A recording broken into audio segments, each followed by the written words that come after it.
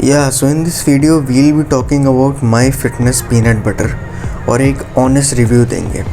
So here we have two flavors, एक natural peanut butter, एक chocolate peanut butter.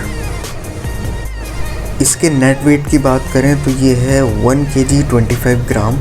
दोनों का वेट एक ही है and price as per the box है 649 rupees MRP.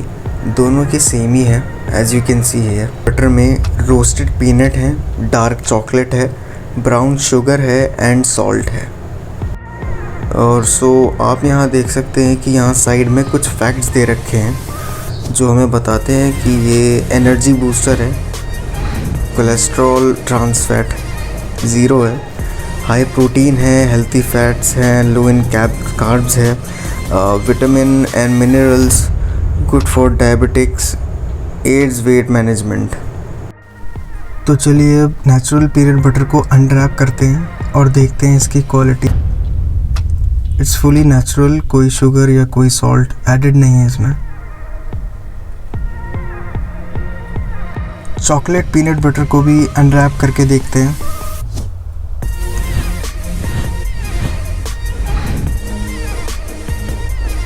Texture and quality is great as I told you earlier also.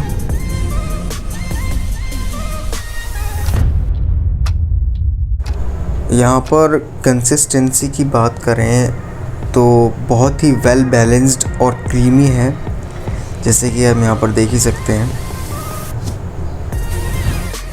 और इसका टेस्ट ज़्यादा मीठा नहीं है, बिल्कुल बैलेंस टेस्ट है.